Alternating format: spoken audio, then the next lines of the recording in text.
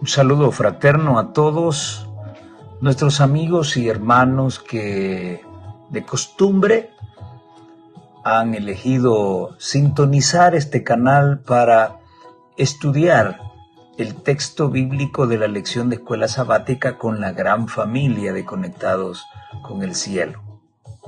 Bienvenidos a un nuevo trimestre, a una nueva lección. Hemos de estudiar el libro de San Marcos y ver los detalles vinculados con el Evangelio y el fabuloso plan de salvación establecido por la deidad. Así que esperamos que puedan sacarle el mayor provecho a esta nueva lección. Vamos a tener una palabra de oración antes de iniciar. Nuestro Dios, gracias le damos por darnos el privilegio de iniciar una nueva lección. Una nueva lección que nos permitirá repasar la vida de Jesús y en ella escrita el plan de salvación por amor al hombre. Que al final de este trimestre que hemos comenzado, podamos sacar grandes conclusiones, podamos tomar grandes decisiones y que nuestra consagración sea plena, que nuestro arrepentimiento sea sincero, que no tengamos más que ver con el pecado, que nuestra adoración pueda ser un gozo para su persona y que podamos prepararnos en serio y de lleno para encontrarnos con Jesús. Se lo pedimos en su precioso nombre. Amén y amén. Lección número 1. El comienzo del Evangelio. No voy a tocar todos los detalles vinculados con la lección. No es una lección que necesite una tutoría. El contenido es claro. Quiero enfocarme en el objetivo que busca esta lección. Como lo expresa el autor, aprender acerca de Marcos a la luz de la Escritura y observar su fracaso, pero también poner énfasis en su recuperación. Luego vamos a estudiar el milagro de la restauración. Este mensaje fue diseñado para no caer, y así lo externa el mensaje del santuario. La vida cristiana no consiste en caer y levantarse. Nuestra falta de decisión por Dios es la que ha convertido el Evangelio en un te caes y te levantas. Pero hubieron grandes hombres de la historia de este mundo que nos dieron un ejemplo de que sí es posible llevar un estilo de vida correcto, perfecto, con la ayuda de Dios.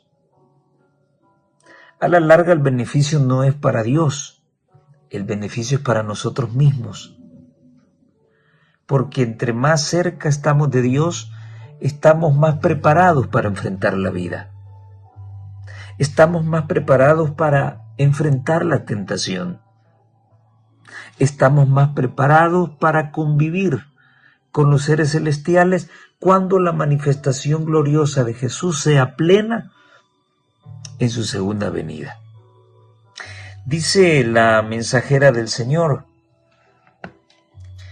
en el libro Consejo para los Maestros, página 418.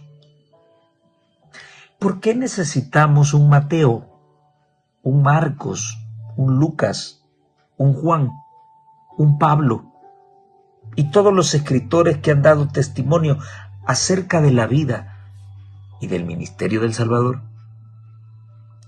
¿Por qué no podía uno de los discípulos haber escrito un relato completo y así habernos dado una relación bien hilvanada de la vida terrenal de Cristo? ¿Por qué presenta un escritor puntos que otro no menciona? Que es la pregunta que utilizan muchos, o aquellos que señalan a la Biblia como un libro falso. ¿Por qué, si estos puntos son esenciales, no los mencionaron todos estos autores? Se debe, dice ella, a que las mentes humanas son diferentes, difieren. No todos comprenden las cosas exactamente de la misma manera. Para algunos, ciertas verdades bíblicas atraen mucho más la atención que otras. Y en el libro El Ministerio de Curación, la página 397, ella escribió: la vida cristiana es más de lo que muchos se la representan. No consiste toda ella en dulzura. La vida cristiana no es dulce en su totalidad. No es dulzura, paciencia, mansedumbre y benevolencia. Estas virtudes son esenciales, pero también, además de esa dulzura, paciencia, mansedumbre y benevolencia, se necesita valor, fuerza, energía y perseverancia. Interesante. Valor, fuerza, energía y perseverancia.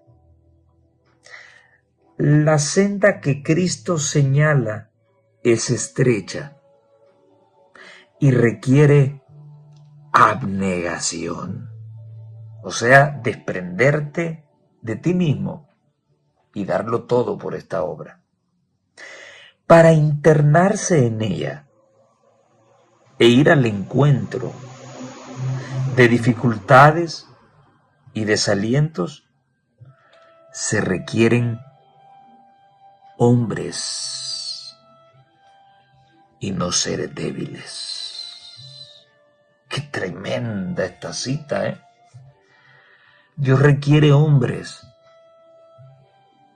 y no individuos débiles.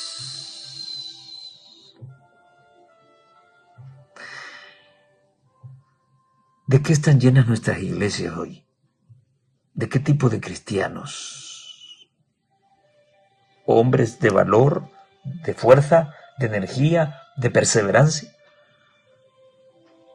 ¿O cobardes que en el momento en que deben brillar le dan la espalda a las circunstancias? Nuestra vida es así. Y los que no tenemos esas agallas, esa energía, ese valor, esa fuerza, esa perseverancia ininterrumpida, como la tenía Enoc, Lot, Moisés. Yo creo que esta lección es para nosotros, para ese tipo de cristianos, que caemos, nos levantamos y estamos luchando. El Evangelio es un llamado a un estilo de vida santo y perfecto, sin pecado. Pero ese es un proceso. Para algunos será fácil y podrán vivir un estilo de vida recta. Para otros podrá ser difícil. Y tendremos a veces que caer y levantarnos. Pero esa es la lucha, es parte del proceso, hasta que llegaremos un día en que dejaremos de caer y por la gracia de Dios tendremos fuerza para estar de pie delante de su presencia. Bien, ¿qué puedo rescatar de la lección del día domingo? Marcos, el misionero fracasado. Lo que la lección trató de plantearnos ese día es que Marcos tenía comodidades y sin embargo Marcos fue llamado a este ministerio. Quiero leer una cita en la Escritura que revela a todos aquellos que creen que el Espíritu Santo no existe o que el Espíritu Santo solo es una energía o una fuerza. Los adventistas del séptimo día somos conscientes que el Espíritu Santo es una persona porque tiene atributos de una persona. Y esta cita revela uno de esos atributos. Hechos 13 del 1 al 5.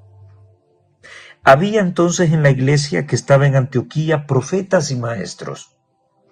Bernabé, Simón el que se llamaba Níger, Lucio de Cirene, Manaén, el que se había criado junto con Herodes el tetrarca, y Saulo.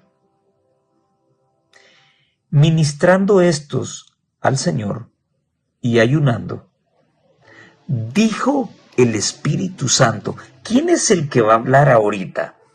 ¿El Padre? No. ¿Jesús, el Hijo? No. Va a hablar el Espíritu Santo. Y una energía no habla. La fuerza no habla.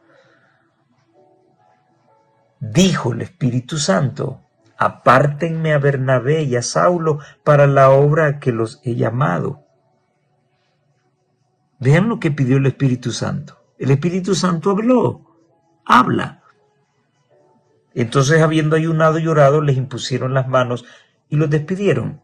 Ellos entonces, enviados por el Espíritu de Dios, por el Espíritu Santo, no solamente fueron elegidos, sino que también fueron enviados.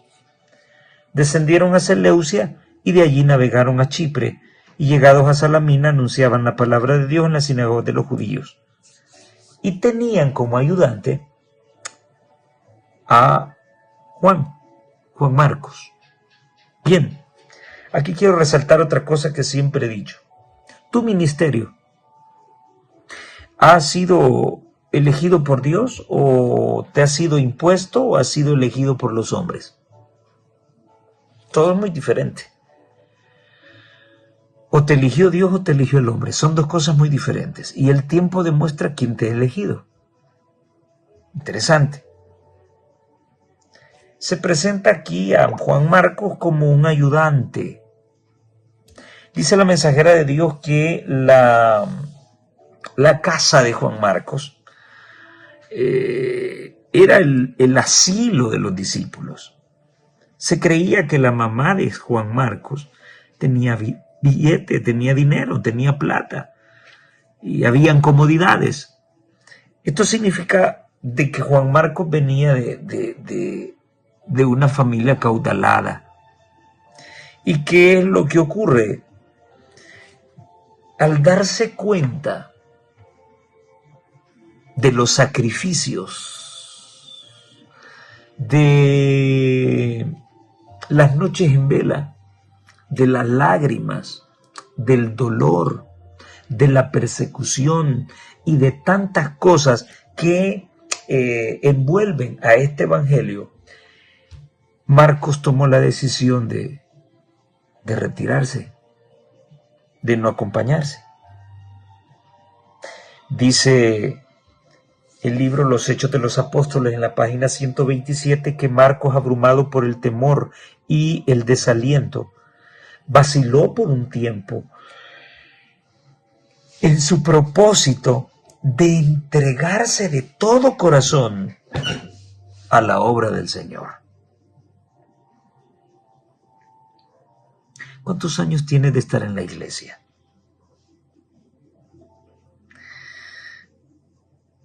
¿Has entregado tu corazón a la obra del Señor? ¿Lo has entregado? Y quiero repetir algo que ya he dicho en otras ocasiones. Tú no has sido llamado. Tú no has sido llamado a este evangelio para ser director de conquistadores, para ser director de obra misionera, para ser director de escuela sabática, para ser anciano de iglesia, para ser diácono, para ser diaconisa. Tú no fuiste llamado para eso. Tú fuiste llamado para predicar el evangelio. A eso nos debemos. Lo otro que te mencioné, eso es añadidura. Es interesante meditarlo porque muchos se molestan si no les vuelven a reelegir en el próximo año eclesiástico.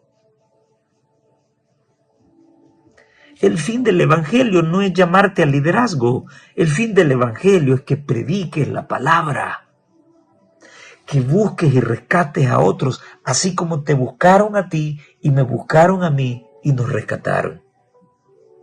Esa es la razón de ser y es lo que menos hacemos. Hay gente que está llena de responsabilidades dentro de la iglesia, pero lo que menos hace es ganar almas para Cristo. Allí hay una tergiversación de intereses. Tienes un mal enfoque. Tú y yo hemos sido llamados para predicar el evangelio. Lo demás es añadidura. ¿Cuántos tienen años de estar en la iglesia y nunca han ganado un alma? Nunca han dado un estudio bíblico, nunca han ido a tocar una puerta, nunca han regalado una revista o un tratado. ¿A qué se debe esa inactividad? ¿Qué estás esperando? Y te lo digo con propiedad porque yo he pasado por todo eso. Cuando era un líder, pasaba encerrado en la iglesia y no tenía tiempo para nada. Todo estaba enfocado en programas, jóvenes.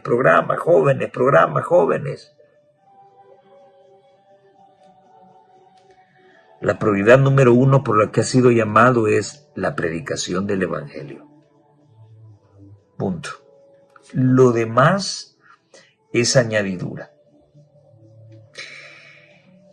No acostumbrado a las penurias, al sufrimiento, al dolor, Juan Marcos se desalentó por los peligros y las privaciones del camino. Él logró identificar que las cosas iban a poner color de hormiga para él. No estaba acostumbrado a dormir en el suelo, me imagino que no estaba acostumbrado a andar descalzo, no estaba acostumbrado a comer fuera de casa. ¿Y qué podríamos mencionar de tu persona y de la mía? ¿Qué es aquello que no nos permite servir a Dios con todo el corazón? Mujeres, dinero, pornografía, alcohol, cigarrillo, pecados ocultos. ¿Qué es? ¿Cuánto vamos a tomar la decisión de darlo todo por Dios? Esto es complejo.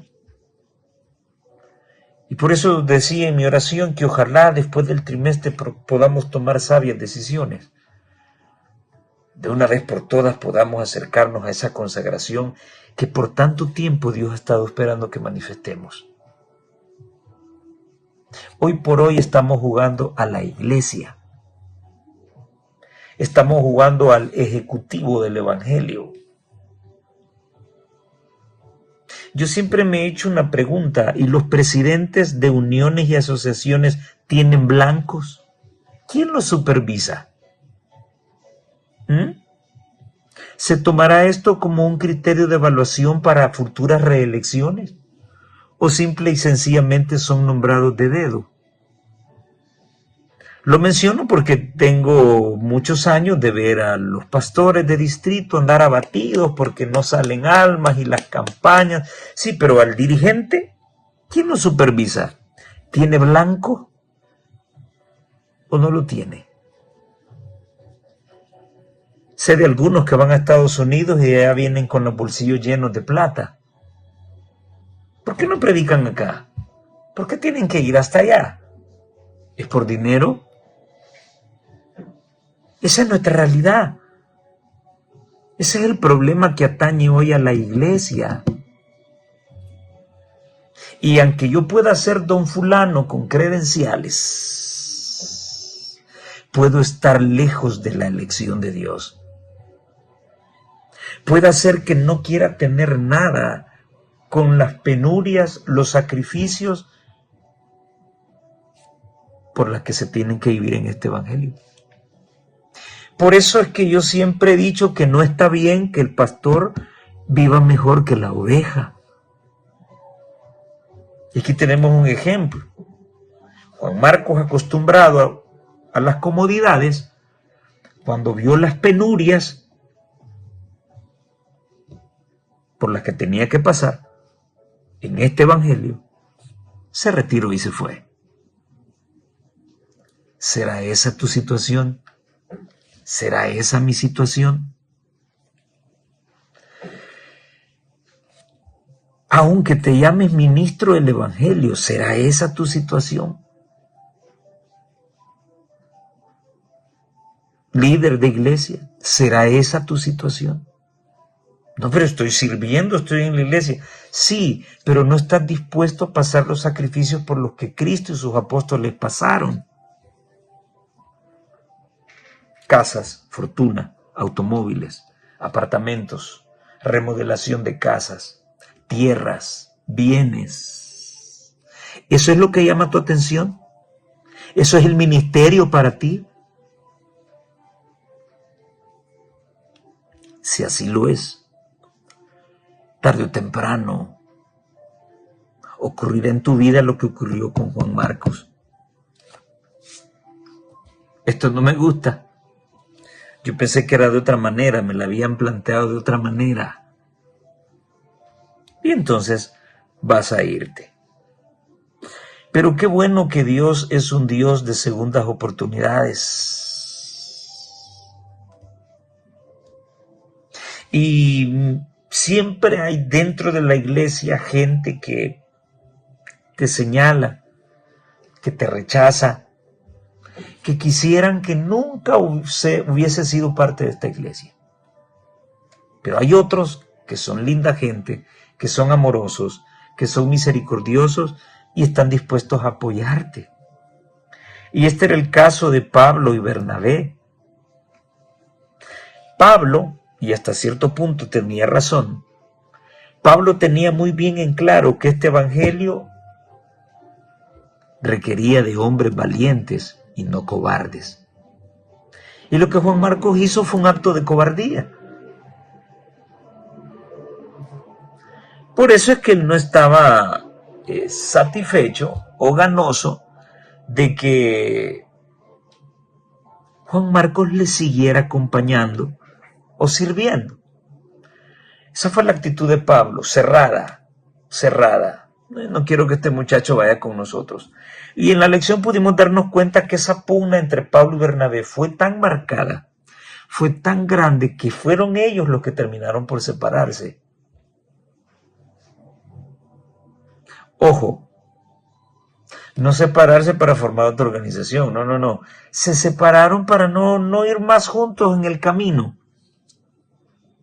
Y es allí donde Bernabé tiene una actitud mucho más paternal, mucho más misericordiosa para el joven Marcos. Y aparece esa segunda oportunidad, una segunda oportunidad que todos nos la merecemos. Y el problema es, así como siempre lo he dicho también en otras ocasiones, en todas nuestras iglesias existe un hermano mayor del hijo pródigo. Ese hermano mayor no está feliz de que hayamos regresado, de que hayamos vuelto. ¿sí? Existe en nuestras iglesias. Es hermano mayor del hijo pródigo. En el libro Los Hechos de los Apóstoles, la página 164 y 165, la mensajera del Señor escribió: Bernabé estaba dispuesto a ir con Pablo, pero deseaba llevar consigo a Marcos, quien había decidido de nuevo consagrarse al ministerio. Pablo se opuso a esto. No le parecía bien llevar consigo a uno que durante su primer viaje misionero los había abandonado en tiempos de necesidad. No estaba inclinado a excusar la debilidad manifestada por Marcos al abandonar la obra en procura de la seguridad y la comodidad del hogar. Recalcaba que uno con tan poca fibra era inapto para un trabajo que requería paciencia, abnegación, valor, devoción, fe y disposición a sacrificar, si fuera necesario, la vida misma. ¡Wow! ¿Estás tú dispuesto a sacrificar la vida misma por este evangelio? Reflexiona. Tremenda postura. Tan áspera fue la disputa que Pablo y Bernabé se separaron, siguiendo el último sus convicciones y llevando consigo a Marcos. Bernabé, tomando a Marcos, navegó a Cipro, y Pablo, escogiendo a Silas, partió encomendado de los hermanos a la gracia del Señor. Querido amigo, amiga, hermano, hermana, que quieras volver a la iglesia o que quieras entrar a la iglesia, nunca te pongas a pensar en el qué dirán.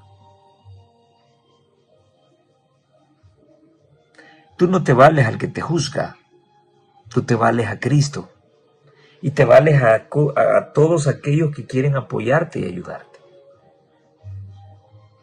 Debes tener en cuenta que al ser parte de esta iglesia, a muy pocos les caerás en gracia. Serán tus amigos, compañeros de batalla, pero la gran mayoría habrán deseado que nunca conocieses el evangelio. Desearán tu salida, te bloquearán, te harán un montón de cosas, pero tú no te debes a ellos. Tú te debes a esos hermosos hermanos con la actitud de Bernabé, una actitud paternal, misericordiosa, un brazo desnudo que estará allí dispuesto para sostenerte en tiempo de tribulación. Así que yo siempre he dicho que cada quien tiene su bronca con Dios. Cada quien sabe muy bien lo que Dios conoce de él o de ella. Algunos podrán capitalizar de mejor manera la experiencia con Dios, otros no. Otros hasta podrán cuestionar a Dios. Pero cada quien tiene ese espacio íntimo con Dios. Y eso es lo que le da peso a tu deseo de santidad. No es lo que opina el pastor, el anciano, el dirigente, el líder, no.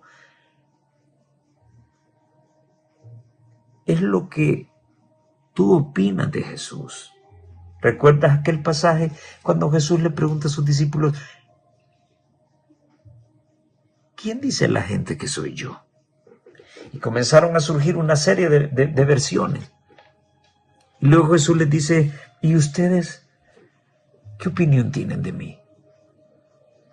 ¿Qué opinión tienes de Cristo? ¿Vale la pena perderlo todo y aún hasta la vida por este evangelio? ¿Valdrá la pena? Con mis imperfecciones y pecados yo sigo considerando de que sí. Yo sigo considerando de que sí. El quid de este asunto está en no bajar la guardia, no dejar de luchar, no dejar de levantarse, perseverar. Llegará un momento en que todo será paz, todo será una nueva oportunidad, que es la que todos nos merecemos. En cuanto al mensajero, Marcos 1 del 1 al 8 menciona un evento maravilloso vinculado con el bautismo de Jesús. Jesús, cuando subió del agua, no dice cuando terminaron de echarle el chorrito de agua en la cabeza. Cuando Jesús subió del agua, los cielos se abrieron, el Espíritu Santo en forma de paloma se colocó en su cabeza y se escuchó una voz del cielo que decía: este es mi Hijo amado, en quien tengo complacencia. ¿Recuerdas que en la lección anterior, del trimestre anterior, estudiábamos que es importante el testimonio de las Escrituras y también es importante el testimonio de la persona? Un testimonio que debe estar apegado a la historia, un testimonio que hable de sí mismo. Los apóstoles decían: nosotros venimos a hablarles de ese Cristo, pero no por fábulas artificiosas. Nosotros venimos a hablarles de lo que vimos y oímos. Nosotros escuchamos una voz que decía: este es mi Hijo amado en quien tengo complacencia. Aquí se describe este evento. Y una vez que se bautizó, fue el Espíritu Santo quien llevó a Jesús al desierto. Ojo,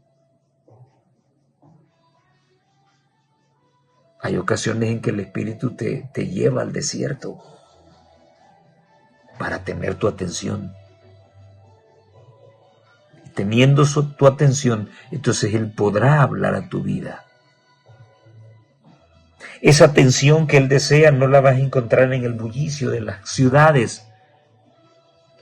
Lo vas a encontrar en el silencio del desierto, donde tendrás tiempo para poder meditar con Dios. Ahora, Juan el Bautista, cuando inicia su ministerio, hace un llamado, dice el autor, al arrepentimiento y a abandonar el pecado y volver a Dios.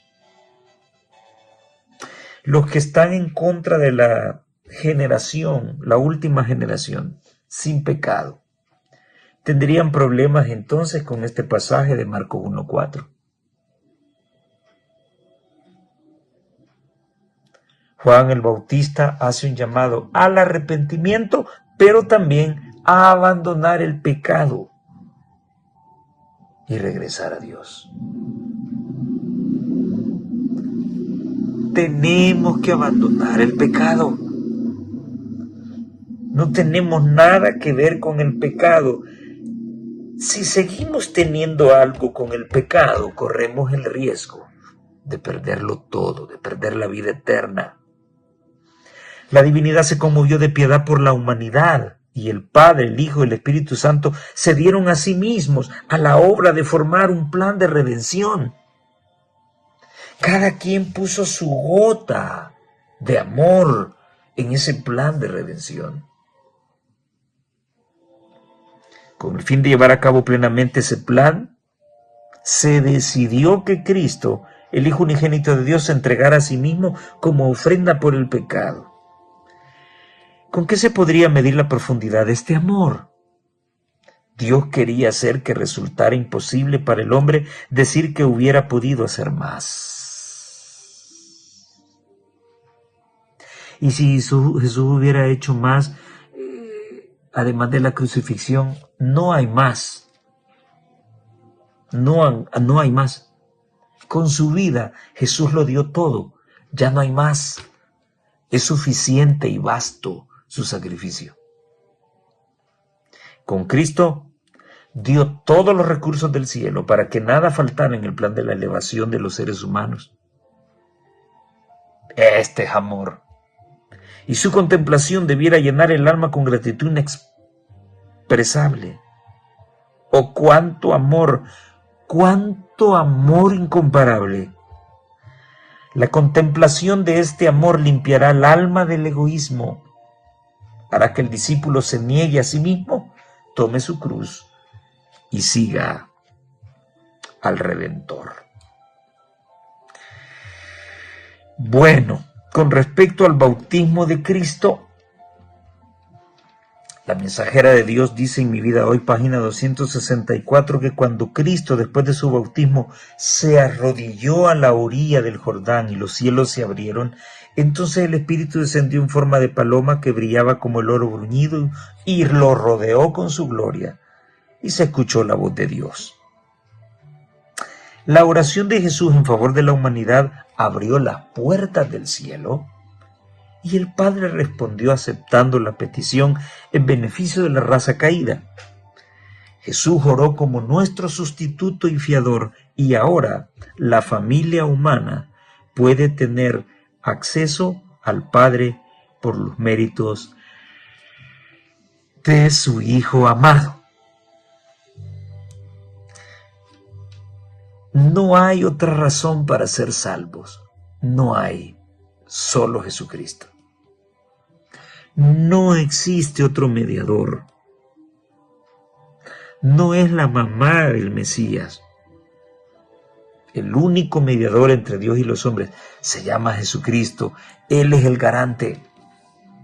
La Virgen María no vino a morir por mí. Sí, cargó al protagonista del plan de salvación. Sí, pero ella no fue la que murió. Por lo tanto, no puede ser exaltada.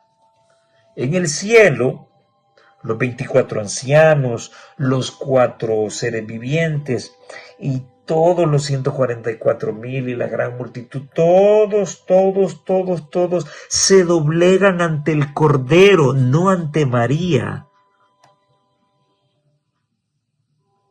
Lee Apocalipsis 4 y 5. María no aparece. Oh, sí, es que aparece en el capítulo 12. Sí, pero no vuelve a aparecer.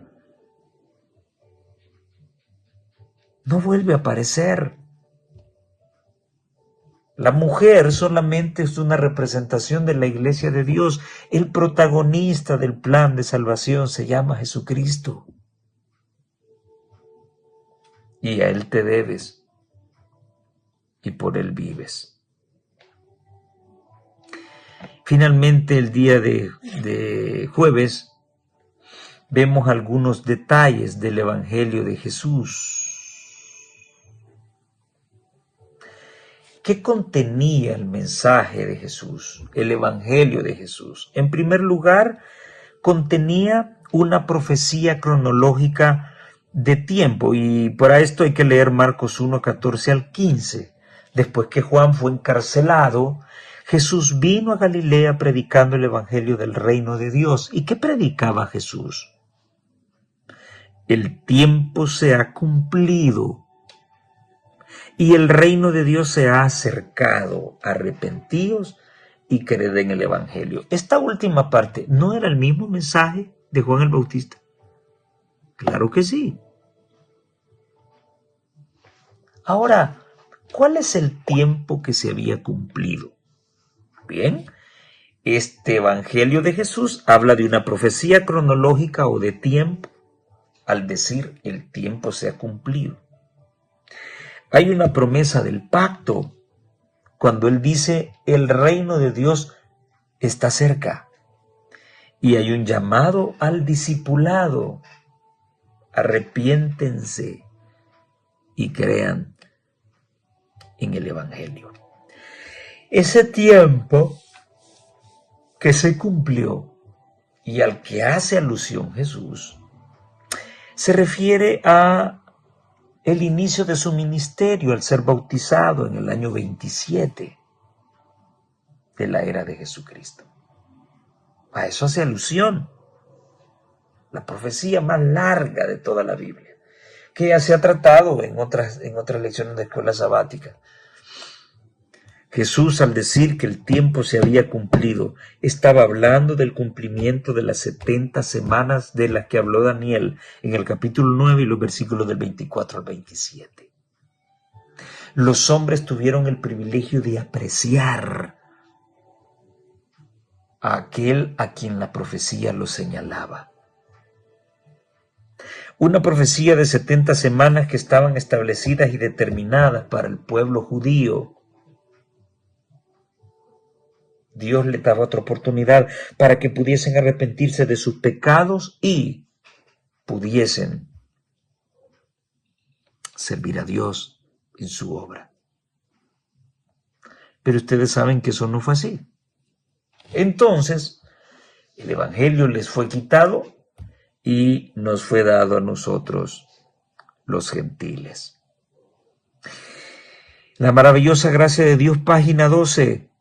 El mensaje evangélico, tal como lo daba el Salvador mismo, se basaba en las profecías. ¿En qué? En las profecías. El tiempo que él declaraba cumplido era el periodo dado a conocer a Daniel por el ángel Gabriel. Sepas pues y entiendas que desde la salida de la palabra para restaurar y edificar a Jerusalén hasta el Mesías príncipe habrá 7 semanas y 62 semanas. 69 semanas, es decir, 483 años. La orden de restaurar y edificar a Jerusalén, completada por el decreto de Artajerjes Longímano, de acuerdo a Esdras 6, 14 y Esdras 7, 1, entró a regir en el otoño del año 457. A partir de ese entonces inicia esa profecía larguísima de las 70 semanas. Muy bien. El Evangelio de Jesús, dice la sierva del Señor, estaba centrado en las profecías. ¿Cuánto rechazo hay hoy por las profecías? ¿Verdad? Mi estimado amigo y amiga, hermano y hermana, tú y yo no valemos al Evangelio de Jesús. Un Evangelio que toma en cuenta las profecías, un Evangelio que toma en cuenta la promesa, un Evangelio que nos llama al arrepentimiento y a no tener nada que ver con el pecado. No importa las veces que Dios insista en ti, no dejes de luchar, no dejes de hacer las cosas bien, no dejes de darlo todo por Jesús y entonces Él actuará. Esta introducción al libro de Marcos nos presenta una panorámica del centro de la salvación que es Cristo Jesús. Sin Él no somos nada. La iglesia llegará al triunfo al que le ha sido profetizado única y exclusivamente por la compañía del Cordero a través de la historia. ¿Qué es lo que quiero dejar en tu mente con esta primera lección de este trimestre? ¿Cuánto estás dispuesto a sacrificar por este evangelio? Esa es la lección que debe quedar. Los detalles, que quién escribió Marcos y que quién hizo esto, eso puede quedar a un lado. El mensaje principal es cuán dispuesto estás tú a sacrificarlo todo, aún tu vida, por este hermoso evangelio. Las comodidades, el dinero, los bienes materiales, ¿te harán abdicar de tu decisión? ¿O permanecerás firme, incólume, confiando en las riquezas celestiales y menospreciando las terrenales? Dios te ayude a escoger una buena decisión. El Evangelio nos necesita y Dios quiere salvarnos. Bueno, ayudémosle a Dios a salvar a otros. Dios no nos necesita, pero nos da el privilegio de ser partícipes de este santo ministerio. Así que quiero dejar ese pensamiento en tu mente. ¿Cuán dispuesto estás a sacrificarlo todo por este evangelio? ¿O tomarás la actitud de Juan Marcos? ¿O tomarás la actitud de Jerónimo, discípulo de Hus, que se retractó de todo lo que había dicho y escrito?